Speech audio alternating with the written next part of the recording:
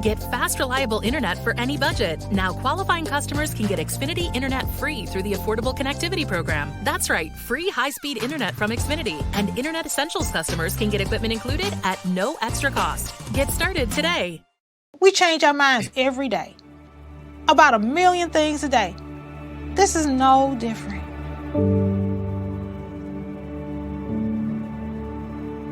You can't be afraid to be wrong. You can't be afraid to say, you know what, I'm just going to rethink this thing. People are not dying getting the vaccine. I better rethink this thing. I'm going to go call my doctor and have a discussion one more time. It is okay to change your mind. Want your boss to put some real action behind the rhetoric when they talk about making your workplace more inclusive?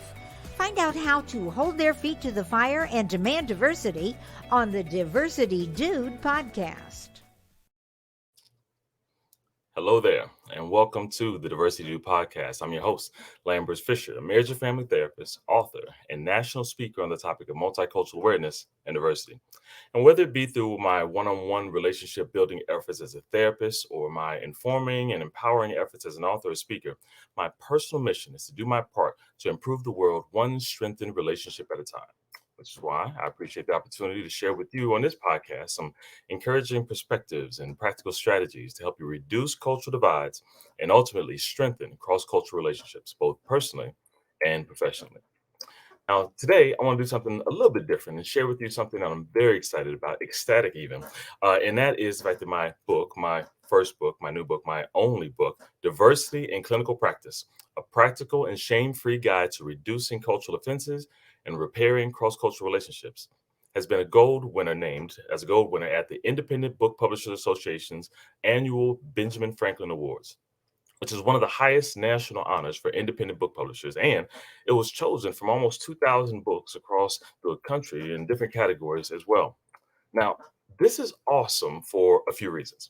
The first is that while I do love to encourage people to share their uniqueness around the world whenever possible, and I'm grateful I had the opportunity to do so myself, it is very encouraging to receive a vote of confidence from those who literally read thousands of books and have concluded that this book has the potential to stand out from the crowd and impact many.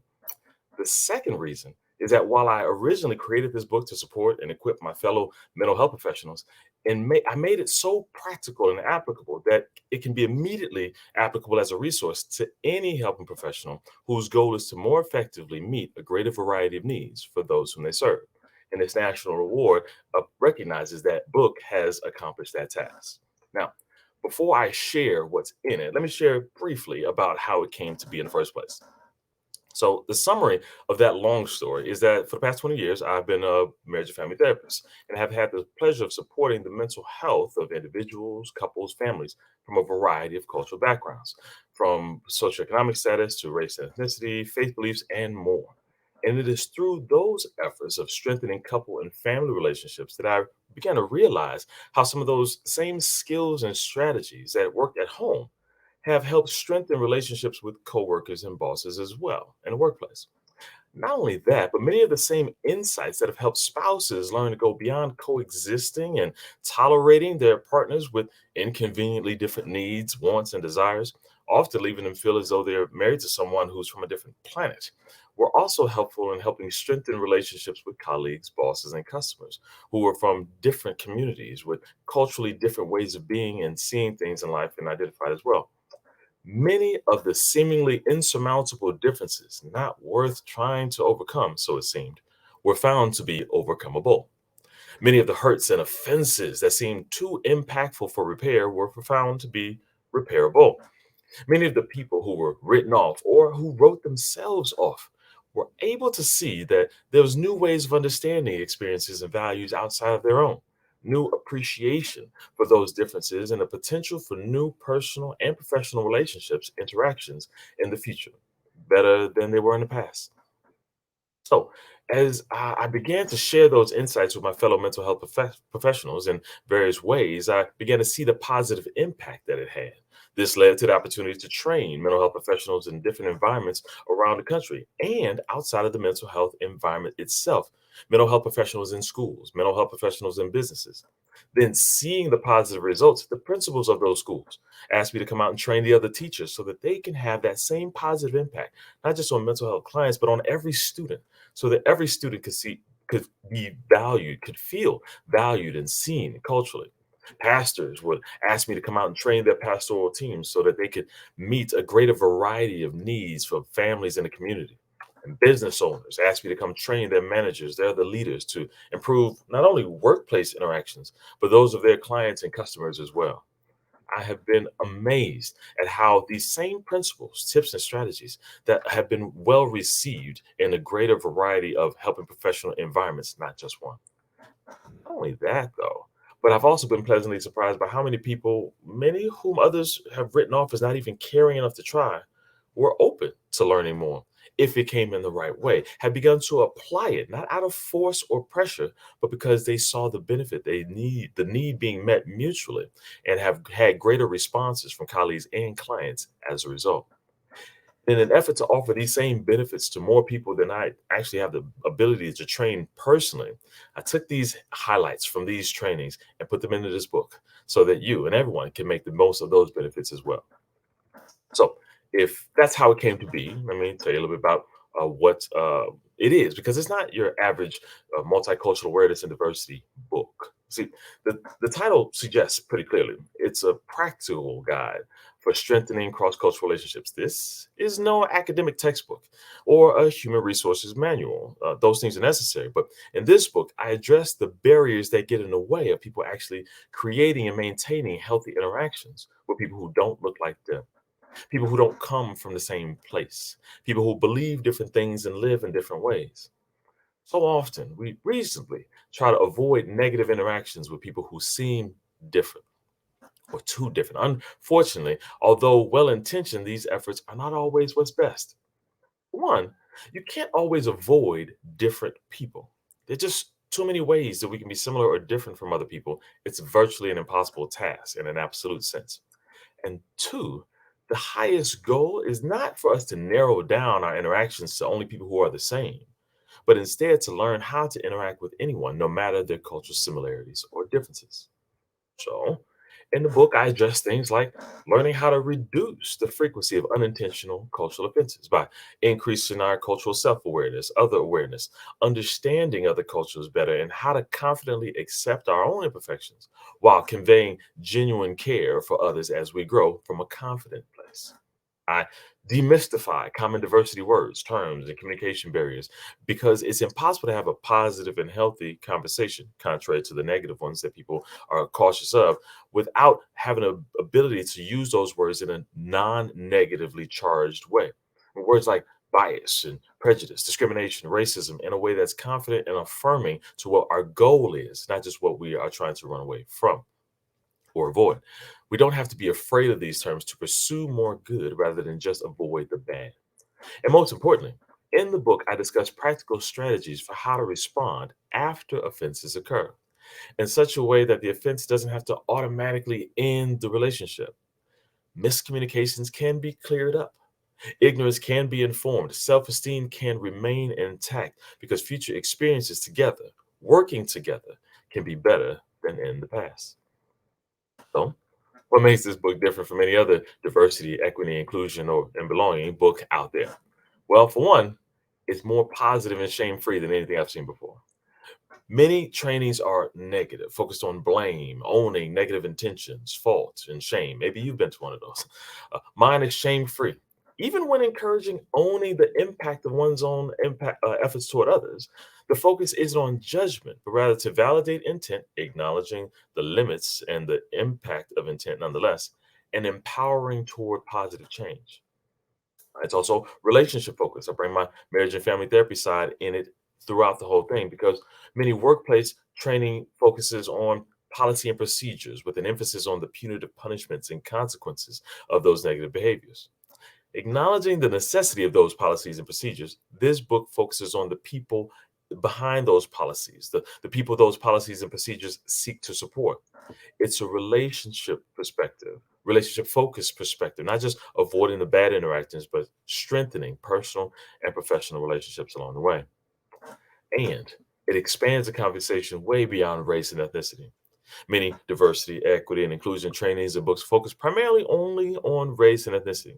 But since race is just one of the many ways in which we can be similar or different than others around us, in my book, I also address differences related to age, gender identity and expression, and sexuality, socioeconomic status, faith beliefs, and more, because we are all different in some way.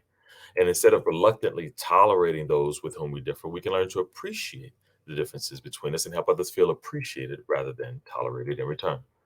So, put more simply, who is this book for? This book is for medical professionals interested in strategies for improving their bedside manner, for avoiding communication barriers, and that can limit treatment effectiveness. It's for education professionals, administrators, desiring to help students, every student, feel respected and understood in consideration of their cultural differences and uniqueness, rather than in spite of them. It's for business leaders motivated to reach out to new and existing clients in ways that help everyone feel like valued customers, making efforts to learn about their needs and meeting a greater variety of those needs in the community. It's for religious leaders hoping to convey that their desire to understand and accept people's differences while making efforts to meet those spiritual and emotional needs despite how they are similar and different. And it's even for politicians and community leaders faced with changing demographics and limited expertise, but who have a sincere motivation to help create healthy community interactions and bring about positive change. Not only that, this book and training is for law enforcement professionals seeking to improve not only public perceptions, but cultivate genuine interactions and making effective decisions for their own safety as well as the safety and well being of the communities they are asked and tasked with protecting. Basically, this book is for anyone who wants to confront fear and discomfort stemming from lack of knowledge and learn how to effectively interact with people who are different. Uh, My word for it. Here are a few comments from various helping professionals who have benefited from the book. One of them is this. One of them says, "All helping professionals need this basic and guide to a greater competency and cultural sensitivity." Couldn't put it any more simply. Another one had this to say: Lambert has a uniquely relatable way of discussing polarizing and potentially divisive cultural experiences in ways that make you feel comfortable. That's no easy feat. The way he explains situations makes the reader feel empowered to lean into uncomfortable cross cultural encounters by offering practical strategies and guidance. This book is a must read for any conscientious clinician who wants to deepen their work in a way that makes others feel seen and valued, no matter their cultural similarities or differences. Very much appreciated that insight. One more, one final consideration is this. Someone says, diversity in clinical practice educates your mind, transforms your heart, and models responsible action. Filled with comprehensive language discussions, journal activities for deeper engagement with material, case vignettes of real life experiences, this book is a must for all clinicians, leaders, and clergy. Lambert shows us how to take wise, brave, and loving responsibility for inclusion without using shame or guilt to accomplish it. I'm so grateful for all those who have contributed to getting the word out for how this book can be beneficial. After selling over 1,000 copies in the first few months, I was amazed and happy that diversity in clinical practice has expanded its reach far beyond the mental health clinical practice environments. And hopefully, this National Book Award honor will help bring its awareness to even more helping professionals and even more environments around the country and beyond. I hope you can give it a try and share the experiences of over the 10,000 professionals who have participated in my live trainings, being pleasantly surprised by how practical it can be and how it can help them improve their cross cultural relationships. And you can do the same, all in the benefit of this condensed book. If you feel like this book might be for you and you might be able to help overcome cross cultural relationship barriers at work or in a home and a community, then I encourage you to find out more about the book by visiting my website at diversitymadesimple.com. You can also find it on Amazon.com for purchase as well. This is a great gift to yourself, as well as a great recommendation for your leaders and bosses, principals and business owners, as a way that they can help create culturally safe environments for yourself, for them, and everyone you encounter. With that, I'll say thank you again for listening in to the Diversity Do podcast. I hope you're able to check it out either for yourself or someone else. and moving forward with the podcast. I hope if you have any pressing diversity-related concerns or questions that you'd like me to address on an upcoming podcast, or if your organization is in need of shame-free or empowering guest speaking or training on this admittedly sensitive topic, feel free to reach out to me at diversitymadesimple.com. I hope to address as many topics as possible to help you improve as many relationships as possible. As always, remember this: you don't need to know everything about everyone in order to have a positive impact on someone. Thank you all for tuning in, and have a great day. Tune in each week and find out how to demand and implement diversity at your job. To hear more, check out previous Diversity Dude shows on ShalettaMakesMeLaugh.com. At Hy-Vee, we take pride in being part of the communities we serve. In 2021, we donated more than 14 million meals, and this year, we're committed to doing even more. For over 90 years, we've been the place that people turn in time of need, and we take that very seriously. That's why we're loading our semis full of food this week and making deliveries across the Midwest to help families this Easter. To join our effort, simply donate when you're at the checkout. Together, we can make a big difference for those in need. Children's Minnesota, the leader in specialized healthcare for kids, is here to raise awareness, standards, the bar, the stakes, the question, the curtain. On raising kids' health to the highest priority, kids need equal access to healthcare, more pediatric expertise, a voice for change. Kids need us, all of us. So let's raise them up. Children's Minnesota, the kid experts. For millions of Americans, the pandemic impacted our financial situations, and a lot of people lost their jobs. But that should not mean you have to lose your house if you can't pay for your mortgage.